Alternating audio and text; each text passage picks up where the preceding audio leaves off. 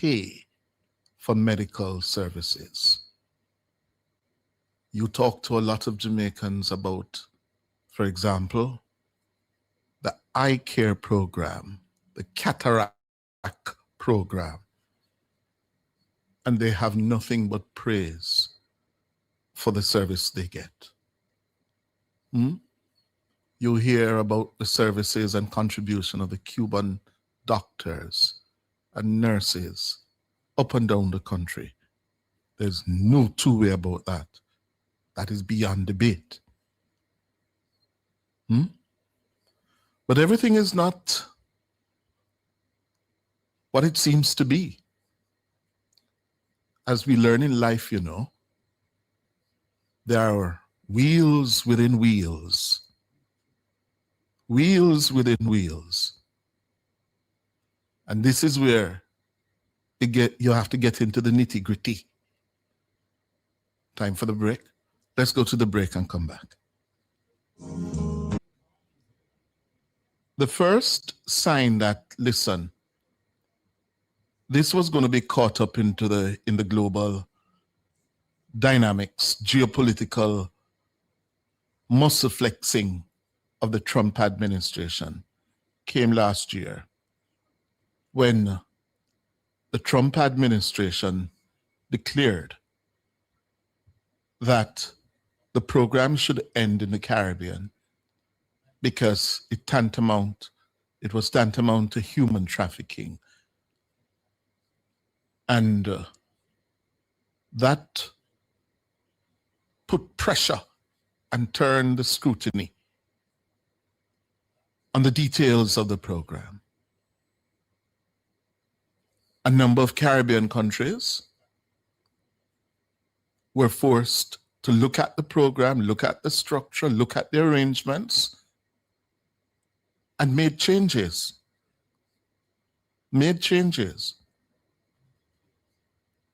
Now, we are learning that, listen, for over 50 years, we were party to the exploitation of the Cuban doctors and personnel.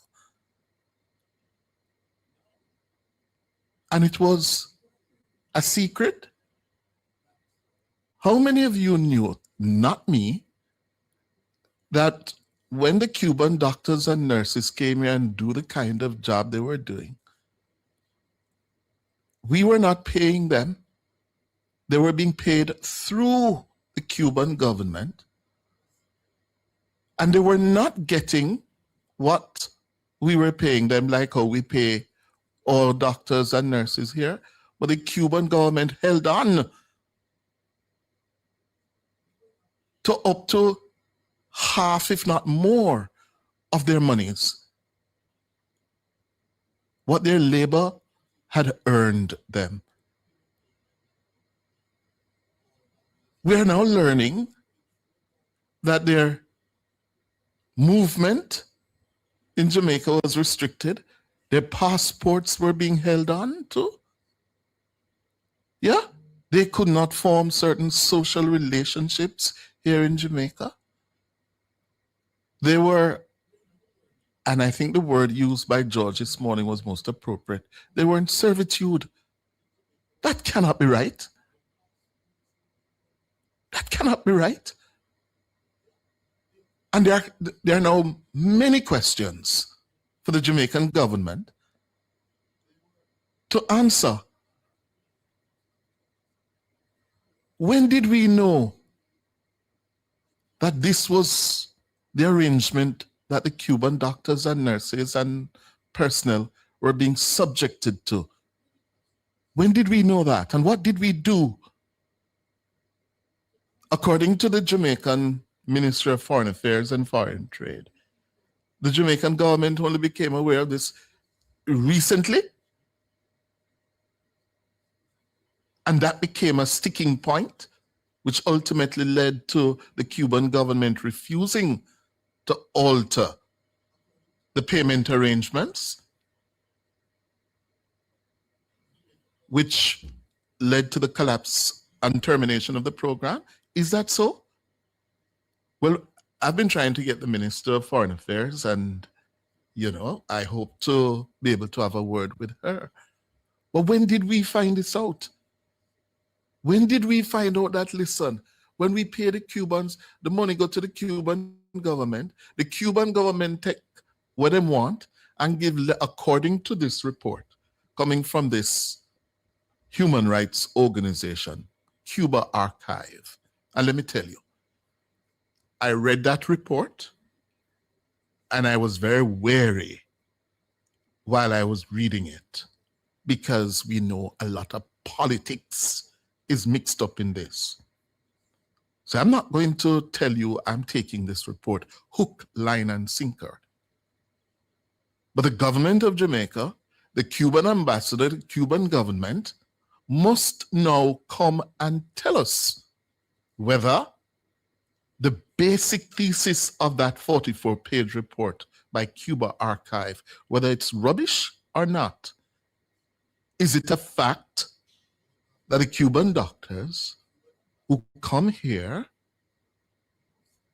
do not get up to, if not more than 50% of their wages? They are allowed to retain only $200. How could that be? They're not allowed to have control and agency over their own movements. You hold on to their passports. Is that so? Huh? They are required to engage in political campaigning on social media for the Cuban government. Huh? They are required to live in poverty in Jamaica. Huh? While the Cuban government creams off, according to Cuba Archive, up to $4.5 billion of their monies. That is against international law. And one of the questions that the government of Jamaica since 1976, including the Michael Manley government, is being asked this morning, the Michael Manley government, under whose stewardship this came into being, and a pro-worker government. Michael Manley was a leading trade unionist in Jamaica. Michael agreed to this. Huh? This was exploitation because of his fraternal friendship and relationship with Castro's Cuba. We were party to the exploitation of workers in this way. Now, this is what is now exploding in front of us. And we can't hide away from it. And it went on for 50 years. What did the government of Jamaica know about these arrangements? When did they know about them? What did they do? Becomes pertinent. It cannot be that we're going to accept this because we like the Cubans, we support the Cuban people, we recognize the Cuban people, and we must take part in this illegal exploitation of people. No Jamaican would agree for when we send our farm workers to Canada or US, for the Jamaican government to take 50-60% of their money, and tell them can only get, 10% of it to use. No Jamaican would, we're not supporting that.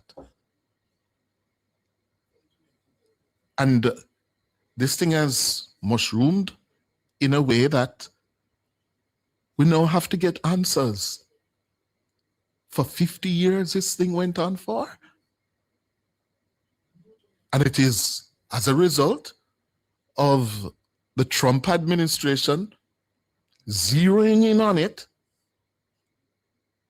zeroing in on it, and say, listen, this is human trafficking. The report this morning, the report I read describes it as modern day slavery. I wouldn't go that far, but it's not far from it. Yeah, it is servitude. Anyway, this is the Ministry of Foreign Affairs report responding to the Cuban government, accusing the Jamaican government of terminating the program. Here's Siobhan Campbell's report.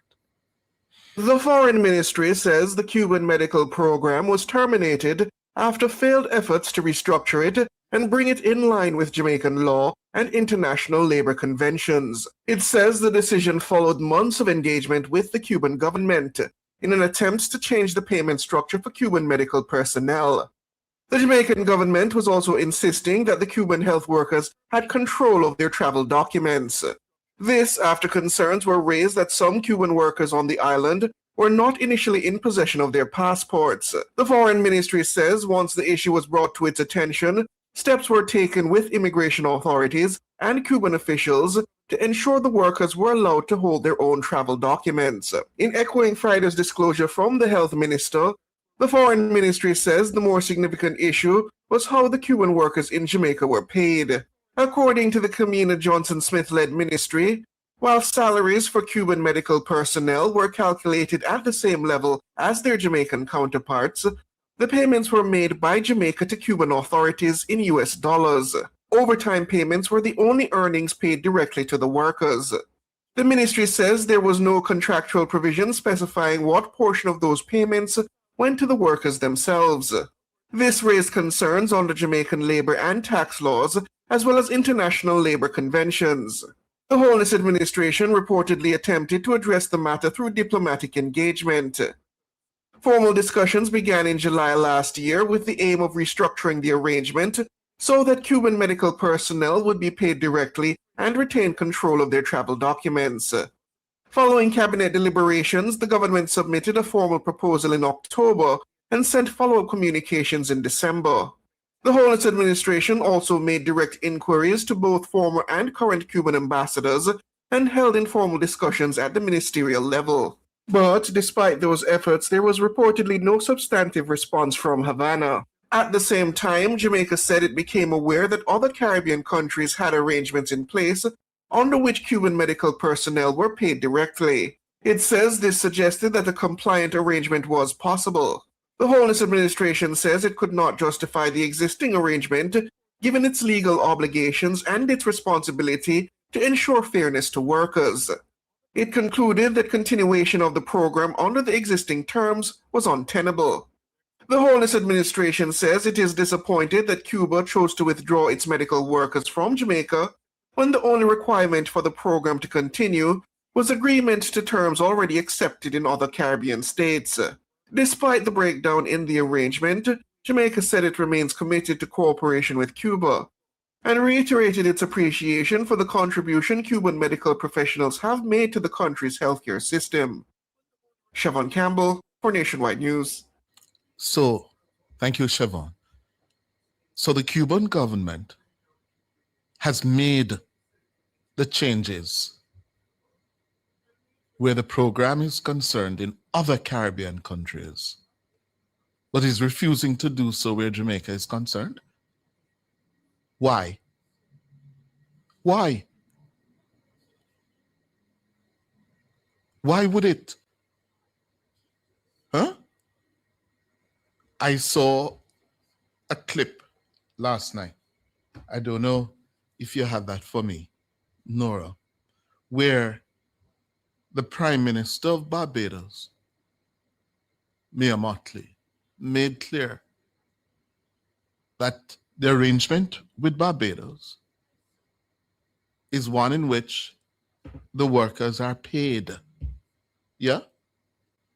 by Barbados, the same terms and salaries earned by Barbadian doctors.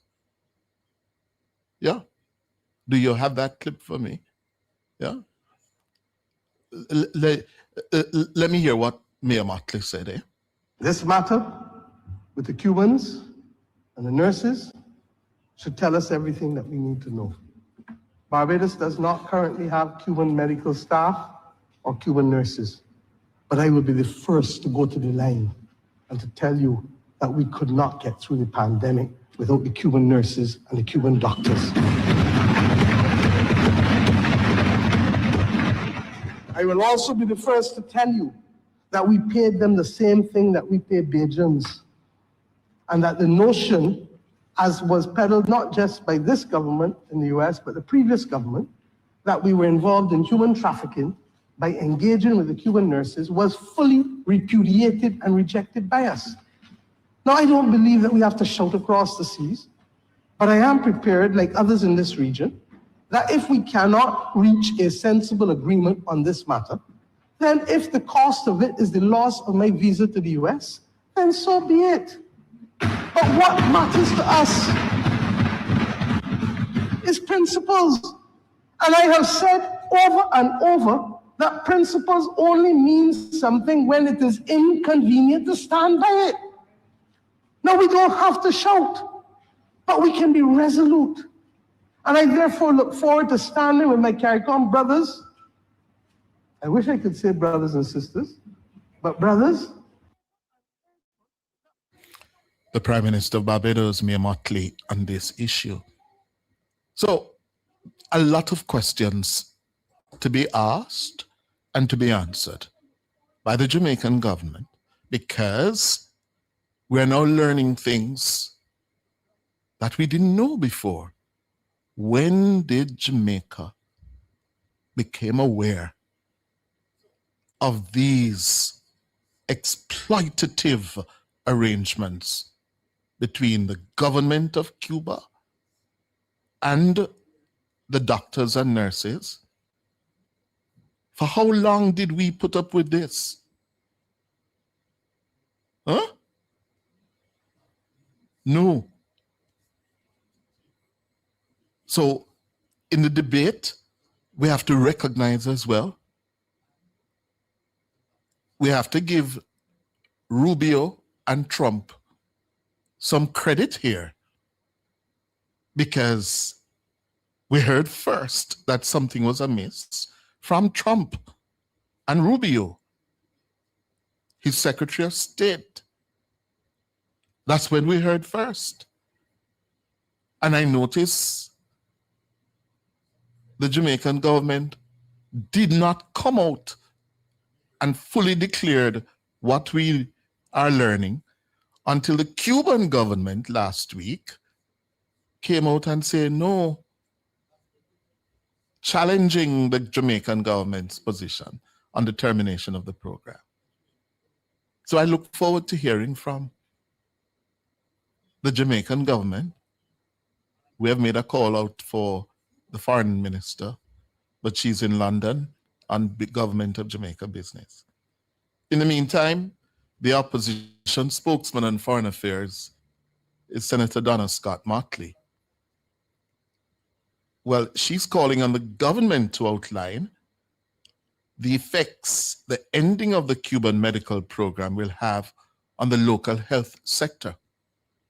The public must also be informed of the practical implications of this decision. The country must be assured that there are clear and effective plans in place to maintain continuity of care, particularly in facilities where Cuban medical professionals have been providing important services.